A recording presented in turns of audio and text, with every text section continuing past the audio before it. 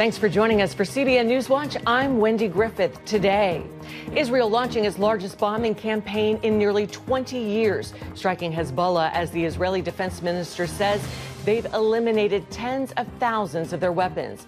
All of this as Israel warns the people of Lebanon to get out of harm's way. We'll bring you the story from Jerusalem.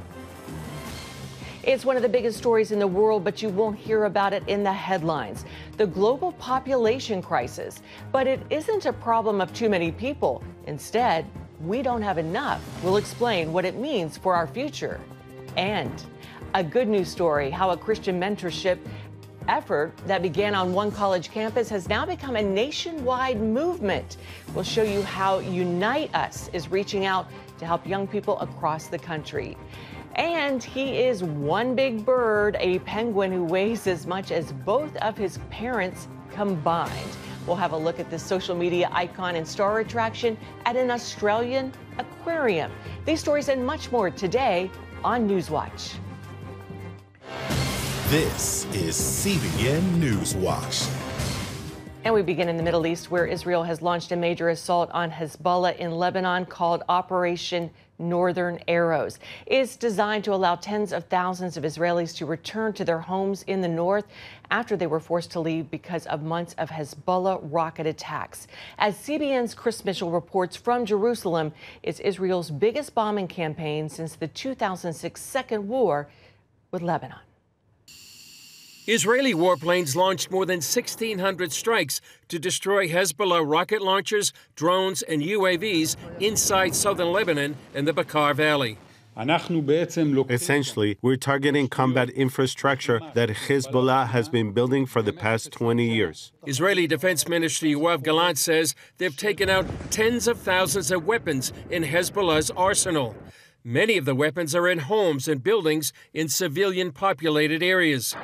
Multiple videos of the strikes showed secondary explosions igniting rockets, and the IDF released photos of Hezbollah rockets inside Lebanese homes. The strikes follow recent targeted attacks that decimated Hezbollah's top military leadership. Over the course of 1 week, we can say that in many ways, Nasrallah remains alone at the top. Nearly 500 died in Monday's wave, and some 2,000 were injured, many of them Hezbollah fighters. The IDF issued warnings to Lebanese civilians to get out of harm's way. However, even as we called on civilians to move away from danger, we saw that Hezbollah operatives were doing the opposite and acted to prevent civilian moving safety. Hezbollah fired hundreds of rockets as far south as Haifa, sending Israeli civilians to bomb shelters. While some rockets landed, most were intercepted by the Iron Dome. In Lebanon, thousands clogged the roads north in an exodus to escape the fighting. In a message to the Lebanese people, Prime Minister Benjamin Netanyahu said Israel is not at war with Lebanon, but Hezbollah. For too long, Hezbollah has been using you as human shields. It placed rockets in your living rooms and missiles in your garage. Those rockets and missiles are aimed directly at our cities, directly at our citizens. To defend our people against Hezbollah strikes, we must take out those weapons. Now, starting this morning, the IDF has warned you to get out of harm's way. I urge you, take this warning seriously.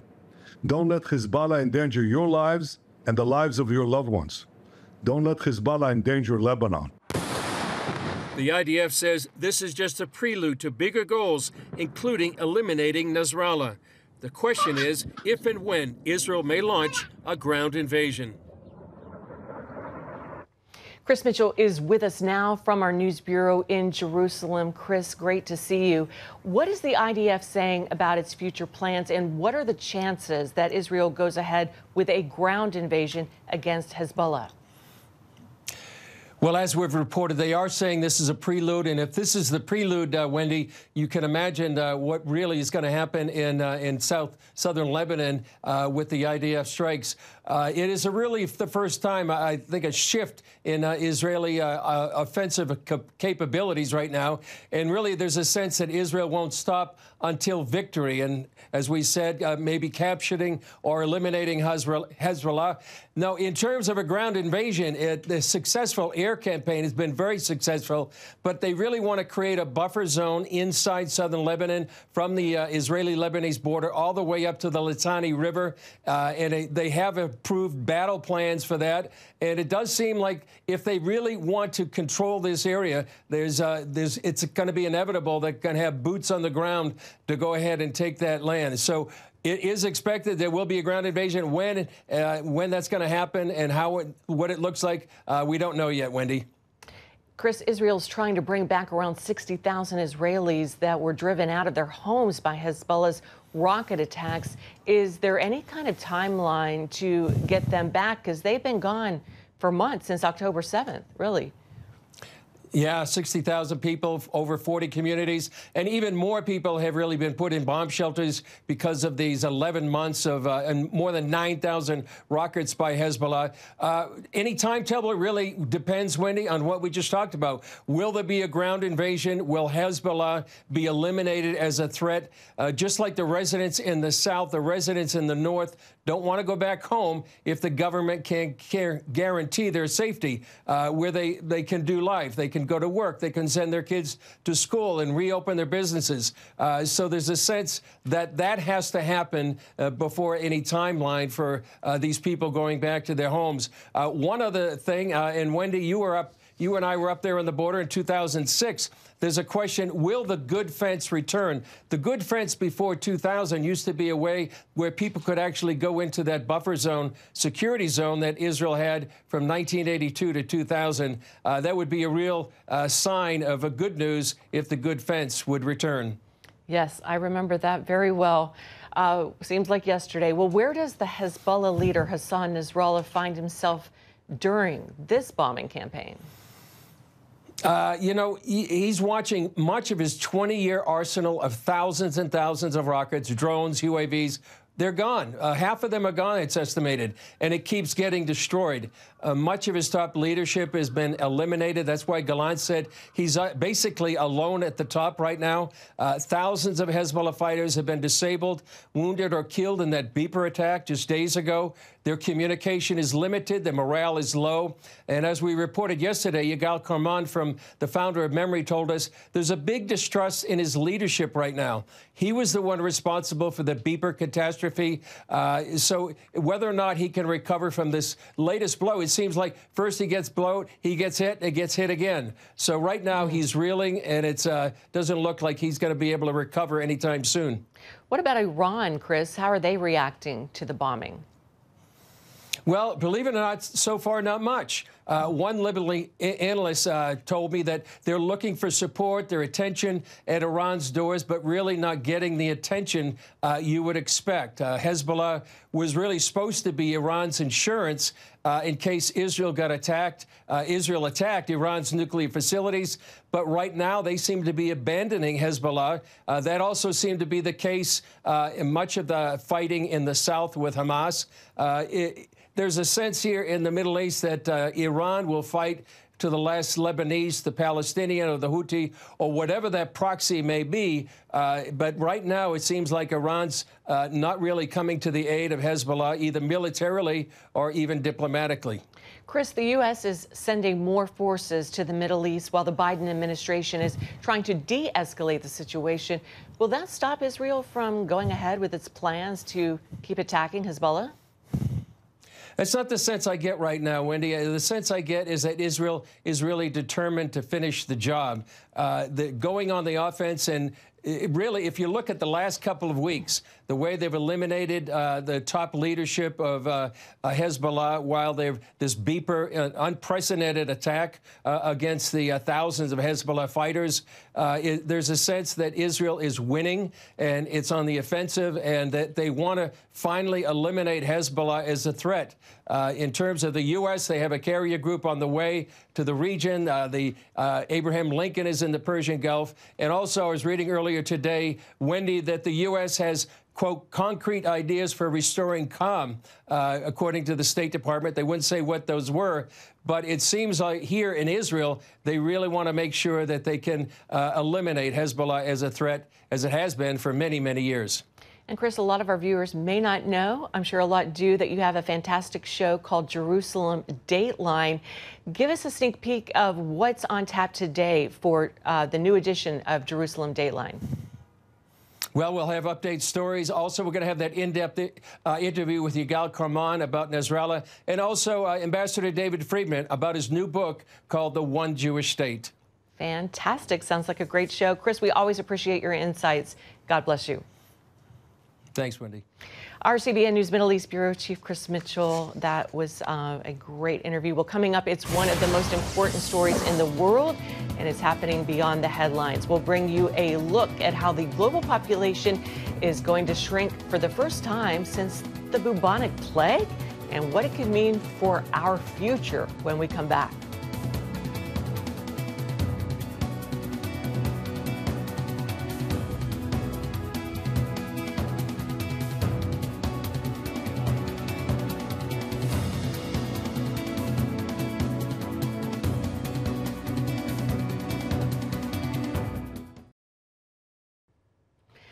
The world is facing a population crisis, but it's not because of too many people. It's because there will be too few of us. Experts predict the number of people on the planet could begin to shrink in the next 30 years. They also warn that it's likely to create serious economic and social problems. As Dale Hurd shows us, their predictions are dire. Empty playgrounds, schools without enough students to stay open. Small towns deserted and abandoned. This is not some dystopian vision of the future. Demographers warn this is our future. Global population growth is leveling off, and by the second half of this century could begin to shrink for the first time since the bubonic plague struck the world almost 700 years ago. Everything that we understand that functions in our societies today that depends on people, which is almost everything, is going to change. Stephen J. Shaw is a data scientist, demographer, and producer of the film Birth Gap. He spoke to us from his home in Japan, one of the nations at the forefront of this global demographic collapse. Shaw told us he made the documentary mostly out of fear. Fear of the future that we're, as a planet, completely unprepared for and mostly unaware of. The population crisis could be the most important story of our time because of all the changes and potential problems that it will bring to our world. Taxes could soar as economies shrink. The many elderly could cause retirement and medical systems to collapse. Businesses will struggle to find employees, and there won't be enough young to care for the old. That means sporadically you're going to have housing that's left desolated. You're going to have stores that are empty. You're going to have places with fewer and fewer employees, fewer customers. You're talking of decimations of communities. You're talking of closed schools. You're talking of closed hospitals. A nation needs an average fertility rate of 2.1 children per woman to keep its population from shrinking. The countries on this map in some shade of blue all fall below that replacement rate. They include 70% of the global population in almost every developed nation. The U.S. fertility rate hit a new record low last year, dropping to 1.62 births per woman, a number temporarily offset by record numbers of illegal immigrants. In his film, Shaw explains how fewer children from fewer and fewer mothers creates a cascading effect, leading to a downward spiral from which Shaw says no known civilization has ever recovered. This thing is going to be like a snowball rolling downhill. It's just going to keep building. Daryl Bricker is global CEO of the polling firm Ipsos Public Affairs and co-author of Empty Planet, The Shock of Global Population Decline. The top reason for people not having children is they just don't want them. That's the main reason people are not having children. The second reason tends to be related to their ability to have children, whether it's the relationship that they're in or the personal circumstances they find themselves in, or their physical ability to have children. Shaw calls it unplanned childlessness, linked to delayed parenthood. People trying or wanting to start families well into their 30s, when frankly biology isn't going to help necessarily. Biological challenges start around that time, but there's a bigger problem. Often people looking to start families in the 30s aren't in stable relationships. They've gone through a breakup. They don't have a partner. Their partner's not on the right page at the right time. It doesn't get easier to find that magical moment. Government incentive programs to encourage larger families have seen only limited success. Shaw warns that nations with the lowest fertility rates could see their populations cut in half in as few as 2 generations. Most of our lives, we've been told how the world faces dangerous overpopulation. If the present trends continue, our cities are going to be choked with people. They're going to be choked with traffic. They're going to be choked with crime. They're going to be choked with pollution. And they will be impossible places in which to live, and the explosions will be even worse. So people stopped having enough children. And now this widening birth gap could be the most important social and political event in modern history. The first message I would give to anybody is wake up. This is going to be one of the dominant issues, if not the dominant issue, through the course of the 21st century. We've gotten used to this idea that things generally get better. But all of that relies on certain things being in place. It's not like population is going to glide down to some wonderful lower number. No, it's ugly. But also because there's no known solution. No society's ever come out of this.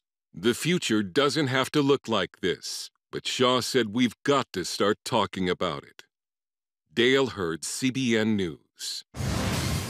Thanks, Dale. Still ahead, a good news story, a Christian group working on college campuses to help young people with their emotional struggles or to find a higher purpose in their lives. We'll show you what Unite Us is doing right after this. A Christian mentorship effort that began last fall at Auburn University has become a nationwide movement. It's designed to help young people battling addiction, anxiety, or seeking a greater purpose. The group known as Unite Us now travels to college campuses, drawing thousands. CBN's Paul Petit takes us to one of their recent events held at the University of Arkansas. Crowds at Bud Walton Arena are usually here to cheer Razorback basketball. This night would be much different. With loud voices and raised hands, nearly 10,000 college students joined together. When we gather all together, just that many people on a college campus, it's just really encouraging to know that our God is greater than anything that we're going to face in this world. This Unite Us is one of a series bringing the gospel message to college campuses across the country. We started at Auburn University. We had 5,000 students show up. We had over 200 get baptized. We next went to FSU, Florida State, second biggest party in school in the nation. We had 4,500 students come, and I believe we had about 350 students get baptized at that event. It then swept through the universities of Alabama, Georgia, Tennessee, and South Carolina, with numbers growing along the way. Tanya calls the mission a simple one, bringing hope to a generation. Just getting to be with your neighbors and their friends as they pray with you through your struggles and being open about those that you normally wouldn't be open with. So just overall powerful in that. If you've experienced lack of clarity in your purpose over the last week, hold up your flashlight. We've had students come in and say, hey, I came in thinking I was going to take my life. I left with the most joy I've ever had. I came in not being a part of any community, and now I'm serving in my local church. Unite Us events operate by connecting with Christian student leaders and feature speakers, testimonies, prayer, and baptism. We're just expectant to see people really get lit on fire for what they've said they've believed for so long, or people who have never believed in Christ or Christianity or the Bible and what it says their whole life, and then we're going to see their whole lives turn around. Gen Zers, as they are called, comprise the majority of today's college students. Barna research says only 17% call themselves Christians, yet 50% have a positive view of Jesus. Unite Us is designed to turn that positive view into a personal commitment. They're coming in with guilt and shame, STDs, unwanted pregnancies, abortions. I mean, all of they're carrying in guilt from last night even. You know, earlier today, pornography. And they come here and we're showing them the only one who can really deal with their sin, who is Jesus Christ. Overhead, Banners represent University of Arkansas College Basketball Championships. Tonight, a higher, unseen banner rises above the crowd and is changing lives. It was awesome just having just 10,000 people that all love Jesus and are worshiping God. I believe that America is set for the greatest revival our nation has ever seen. I believe it's starting with college students, and the hunger and the fire that we're seeing among college students and college campuses is just taking off. It's a movement. In Fayetteville, Arkansas, Paul Petit, CBN News. Fantastic. Thank you, Paul. Discipleship is also a big part of Unite. The event helps connect students with local churches for that purpose. 6 more Unite events are planned on college campuses this fall, and they're already gearing up for the spring. Well, coming up, a huge penguin has become a huge star. We'll tell you about Pesto the penguin when we come back.